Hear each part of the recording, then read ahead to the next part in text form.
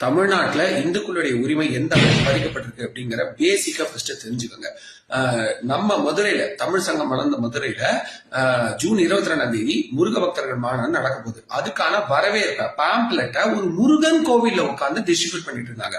அப்ப நீங்க என்ன இங்க மத பிரச்சாரம் செய்வீங்களா அப்படின்னு கேக்குறாங்க. முருகன் கோவில்ல முருகனை பத்தியும் இந்து மதத்தை பத்தியும் பிரச்சாரம் செய்யாம அழைப்பதற்கு கொடுக்காம எங்க கொடுப்போம்? ஓகேங்களா? எத்தனையோ கோவில் நிகழ்ச்சிகள் பத்தியும் எத்தனையோ கடவுள் திருமணங்கள் பத்தியும் சுவாமி திருக்கல்யாணம் பத்தியும் கோவில்ல இன்விடேஷன் கொடுக்கறது இல்லையா? கோவில்ல இன்விடேஷன் ஒட்டுறது இல்லையா? அப்படிலாம் தானே இவ்வளவு வருஷமா பண்ணிக்கிட்டு இருந்தோம். மத பிரச்சாரமா இது எப்படி ஆகும்?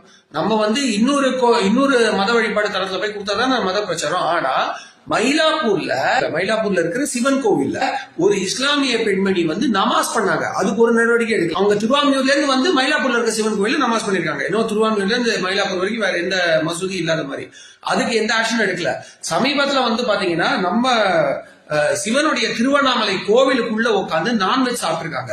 அந்த தம்பதி மேல எந்த ஆக்ஷனும் எடுக்கல. ஓகேங்களா?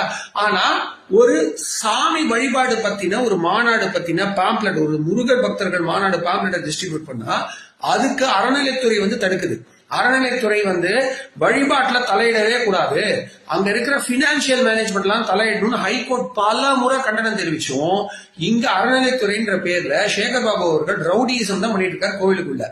இதையும் மதவாதம் கிடையாது, பிஜேபி தான் மதவாதம் அப்படின்னு நீங்களா உளறிட்டு இருந்தீங்கன்னா உங்களுக்கு மூளை மண்டையில இல்ல அப்படின்னு அர்த்தம். சோ இதுக்கப்புறமும் திமுக ஓட்டு போடணும் அப்படின்னு இந்துக்கள்லாம் நினைச்சீங்கன்னா தயவு செஞ்சு மதம் மாதிரி போயிடுங்க. உங்களை மாதிரி கடவுள் மேல அக்கறையே இல்லாத துரோகிகள் இந்து மதத்துக்கு வேண்டாம்.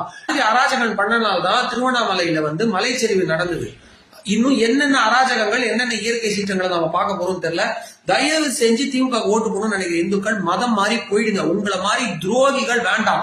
வெறும் காசுக்காகவும் என் பிள்ளையோட கவர்மெண்ட் வேலைக்காகவும் தான் நீங்க சாமிகிட்ட போய் நிப்பீங்க அப்படின்னா, கொஞ்சம் கூட உங்களுக்கு சாமி மேல பற்றுதல் இல்லை அப்படின்னா தயவு செஞ்சு போயிடுங்க.